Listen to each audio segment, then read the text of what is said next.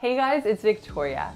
So in today's video, we are going to be looking in depth at one specific sentence, and we're going to be analyzing the pronunciation and the intonation, and we want the results to be neutral.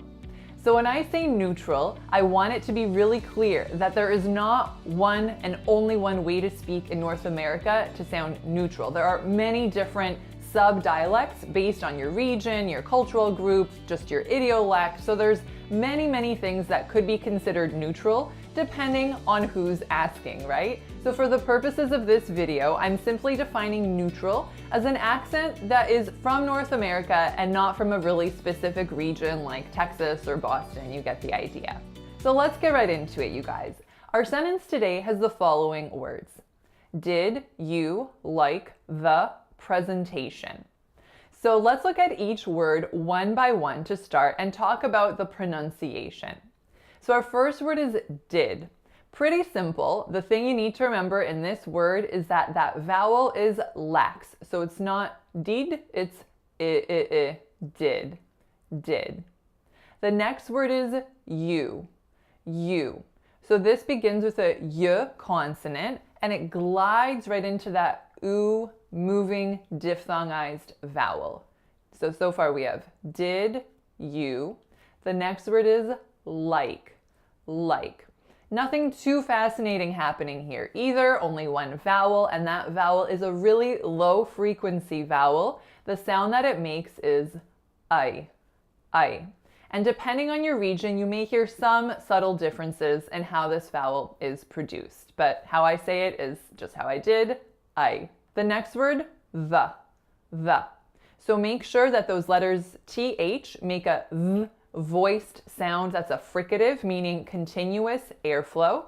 And then I'm following that word up with a tiny little schwa, the. The reason that I'm saying the and not the is because the following word begins with a consonant and not a vowel. So it's much more common to hear the in those cases. Our final word is presentation. So 4 syllables. The first one is a lax, e. The second one is a schwa, zn. Then we have our winner, a. And then we have another schwa, shin. Presentation. The only other kind of interesting thing to note in this word is that that letter S is in fact making a Z sound. So a voiced Z sound, not an S as it would appear. So why don't we now put all those words together? And there's one tiny thing that I want you to observe. So when I put those together, I would say, did you like the presentation? Did you like the presentation? So if we go back to how I said each word individually, what is different now? Did you catch it? So it's actually how I'm co-articulating the first 2 words. So initially I told you that the words are did, you. But notice that when I naturally combined them together and spoke them quickly, I didn't say did you, which would have still been acceptable, but what I said was did you. So the final D in did is becoming palatalized. So instead of being produced here at the alveolar ridge as it usually is, it moved back to the palate because that's where the y sound in you is going to be produced. So just one thing to note, it's not did you, or it can be, but it's often going to be did you. Now that we've gotten the articulation out of the way, let's listen to the intonation. So when I'm saying, did you like the presentation? I have a really important question for you. Actually, a few questions. My first one is, what word am I stressing the most? So in other words, on which word do you hear the highest pitch jump? When I say, did you like the presentation? So it's on the final word, presentation, correct? So not only is it on presentation, it's specifically on the winning syllable A. Did you like the presentation?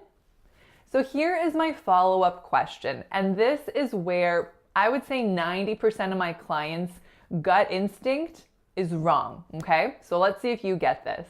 The way I just read that, stressing presentation, is that a more neutral way to read the sentence or not? What do you think? So in other words, let's say this is the context, okay? Your coworker just went to see a presentation down the hall, you weren't invited or didn't apply to you, and afterwards you see your coworker and you ask them this question, and that's the whole context, you're just being curious. What is the most appropriate word to stress if you're just being curious, if you're just being neutral curious? Is it presentation or something else? So most of my clients feel that the winner in this kind of a sentence, if you're just being friendly and casual and neutral, is the word like. So most of my clients tell me that they feel that the sentence should sound like this. Did you like the presentation? However, in North American English, to stress the word like actually makes it a non-neutral sentence. So what I mean by that is by stressing like, the verb, rather than that final noun, presentation, we're actually bringing certain assumptions to the table. So what might some of those assumptions be? The assumption could be something that, like, I'm expecting you to agree with me. So let's say that you were going to see a presentation that I had already seen and I thought it was fantastic and it blew my mind. And I said to you previously, you are gonna love this presentation. It changed my life, okay? So afterwards, when I see you, I am already assuming that you loved the presentation. So in that case, it would be fine to stress like, because I'm really coming at it with a certain bias, right? So then it'd be fine to say, did you like the presentation? Because I'm anchoring you for a yes response.